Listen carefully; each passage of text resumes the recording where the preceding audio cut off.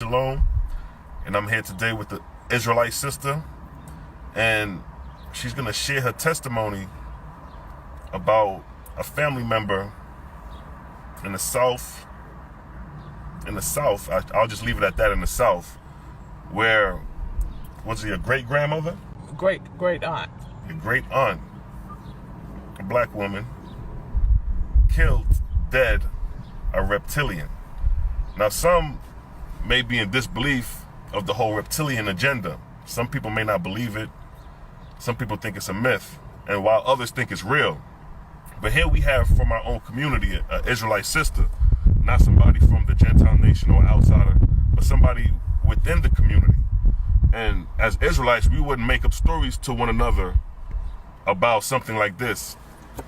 So she's going to go and give her account of what her great aunt experienced in the 50s when this event took place. And you can go ahead and just start. Okay, my great aunt relayed this story to me. It was in the late 80s, and my mom and I had gone to visit her to check on her and see how she was doing. She was sitting outside on her front porch, so we were talking, and she always kept her rifle, her double-barrel shotgun, right next to her in her rocking chair.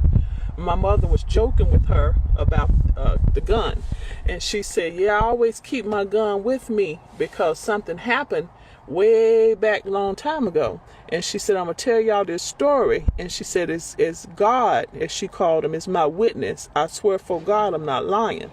So she said it was back in the 50s.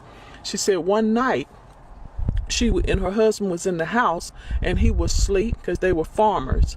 And she said the dog started barking, the pigs started doing what they do, oinking, and the cows started mooing. And she said the animals just went crazy on their farm. And they had a lot of animals, not just cows and pigs. They had ducks, they had everything. And so she said that they were just screaming like something was going on. She said she tried to get her husband to go outside and see, and he told her, oh, it's nothing, just leave it alone, just go to bed. So she said, no, something going on, the animal's going crazy. So she grabbed her shotgun and she went out to the porch. And she said she didn't see nothing immediately, but then she looked down toward the barn, and where there was a big pond on the side of the barn. And she said she saw a frog man, is what she described him, coming up from the side of the barn. And she said it was walking toward her, and she said it wasn't that tall. She stood about maybe 5'4", so she said it was a little bit taller than her. But she said he had webbed hands, and she said he was walking straight to her, and she yelled for it to stop, and she said it kept walking. So she said she stepped off her porch, and she took her double-barrel shotgun and she shot it dead. And to interject for a second, she described that the blood of the reptilian was green.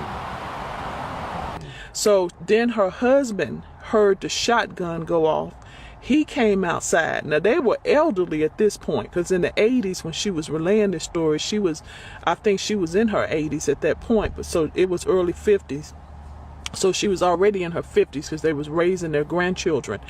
And she said that she was afraid for the family. And she said when her husband came outside, that was my great uncle, my great grandfather's brother. She said he stepped off the porch and she said, look, I done killed something. It's not human. So they walked out there to the side of the barn, and she said they had killed, she said she called it the frog man.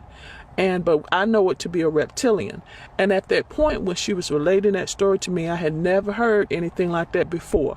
And she kept saying, as God is my witness, I swear for God, I'm not telling a lie. This is the honest God's truth. And so, and she wasn't known in the community anyway to be someone who lied. She always was an honest and upright woman. And so she said her and her husband, my great uncle, she said they buried that thing, because we asked, well, where was it? She said they buried it right down there where they killed it, near the barn. And so after they buried it, then the animals got quiet again. And of course, I'm going to deviate for a minute. You know that They always tell you to watch nature, and that's what we have to do. Right. Like when the tsunami hit in Indonesia in 2004, they reported that days before it hit, that dogs and cats and all the animals had gone up into the mountains because they are in tune with the Creator, so they know to flee in instances like that. Well, her animals, they were trying to give off a warning signal, and so they knew something bad was there. But so anyway, they killed it and they buried it. He told her not to tell anybody that story. So she said she didn't tell anybody. So she said about a month later, a little bit less than a month, she said it was nighttime again and they were in their bed. And she said this time, this blue light came over the whole house, and they lived in what you call one of those little bitty shacks long time ago. In the countryside. In the countryside, way in the country. They had like several hundred acres of land. That land is still in my family today. And so she said this time her husband got up with her, and the animals went crazy again. So she said they went out there with both of their shotguns, went to the porch, and they saw what they called a UFO, a flying saucer. Now, was it in the air or was it on the ground? It had landed on the ground beside the pond. Okay. So she said it was on the ground, and she said it opened up, and she said, oh, they coming to kill us because we done killed this thing. She said they came off the ship, and she said they went straight to the mound where they had buried this thing, and they put their hand over the ground, and this dead frogman thing that she killed, it just came up out of the ground. It wasn't alive. It was flat and it was dead. But they took that thing and they put it on the ship. Then she said they went over to the pond and they raised up their hands, and a spaceship came out of their pond. Now their pond was bigger than a regular sized pond. It was almost the size of like a small lake. But she said it had flown. That's how he had, I guess, got there. It had flown into the bottom of the lake. And if any of you all keep up with some of the stories that other countries recount about the UFOs, they'll tell you that some people, especially over in China and the Asian areas, spot them with their spaceships coming up out of the deep water. So they got the spaceship out of the water, and she said, and they looked at them, didn't do anything, didn't say anything, didn't come toward them, got back on the ship and zoomed back into the sky. And she said for the longest she didn't tell anybody. She said, but she told a couple people later on that said she was crazy.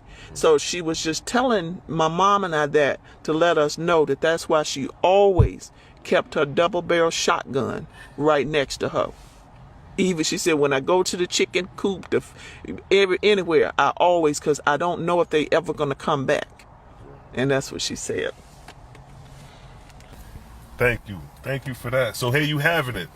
A real life testimony of an Israelite sister whose family member have come in contact with what we know today as a reptilian and killed it in the 50s, buried it. They came back and got the body and the UFO and left. And this is in the 50s, not too far right after the Roswell incident. Just to put that out there. So with that, I'd like to say peace and blessings and catch you on the next documentary. Shalom. Host Shalom.